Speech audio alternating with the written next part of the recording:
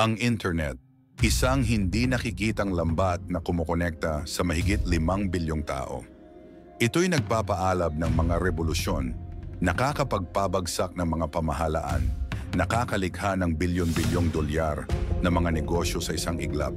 Ngunit sa likod ng mga screen, fiber optics at mga satellite, may isang tahimik ngunit matinding digmaan. Isang laban para sa impormasyon, isang laban para sa kontrol. Ngayon, bubuksan natin ang tabing sa digital na mundo upang sagutin ang isang mahalagang tanong. Sino ang tunay na may kontrol sa internet? At higit pa, sino ang may kontrol sa impormasyong natatanggap mo? Nagsimula ito bilang isang simpleng eksperimento. Noong 1969, sa ilalim ng inisyatibo ng Kagawaran ng Depensa ng Estados Unidos, ipinanganak ang ARPANET.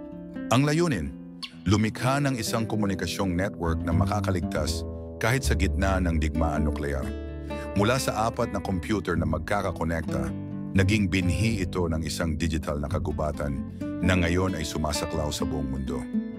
Sa simula, ang internet ay parang isang Wild West. Bukas, walang nagmamay-ari, walang nagkokontrol.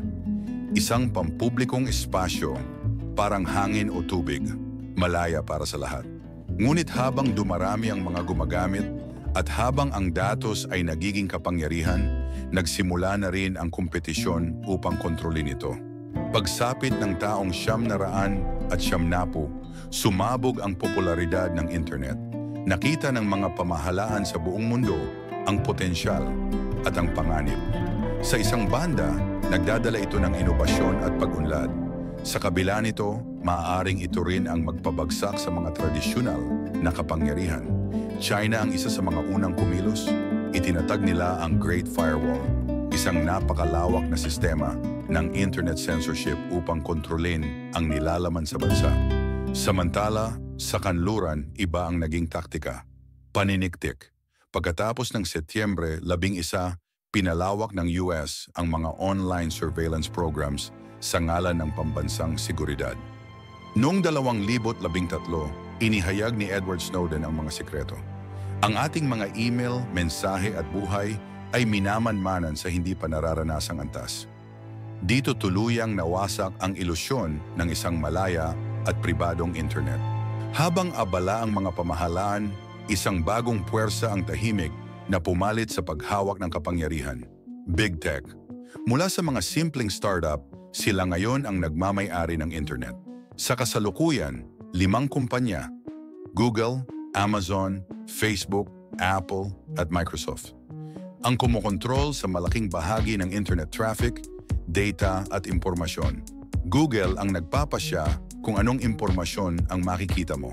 Ang Facebook ang nagtutulak kung aling balita ang kakalat. Amazon ang nagho-host sa napakaraming bahagi ng internet infrastructure. Sila na ang mga bagong tagapamagitan sa ating mundo. At di tulad ng mga gobyerno, hindi sila inihalal. Hindi sila lubos na responsable sa publiko. Algoritikong censorship, data mining, manipulation ng impormasyon, ito na ang bagong anyo ng kontrol. Ngayon, nagaganap ang isang digmaan para sa kaluluwa ng internet. Sa ilang bansa, karaniwan na ang pagputol ng internet tuwing may protesta. Sa iba naman, nagaganap ang mga cyber war, tahimik ngunit mapanira. Ngunit may mga lumalaban din, mga aktivista, mga developer, mga tagapagtanggol ng kalayaan.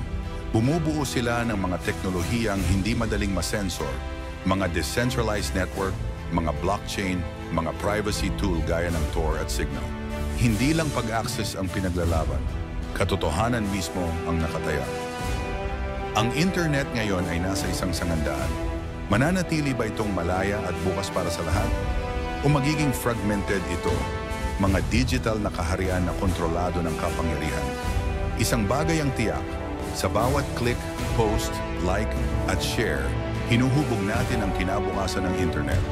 Ang internet ay salamin ng ating lipunan, ang kabutihan, ang kasamaan at ang panganib.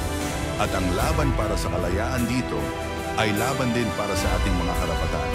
Ang impormasyon ay kapangyarihan, at ang kapangyarihan hindi kailanman nananatiling hindi sinusubok.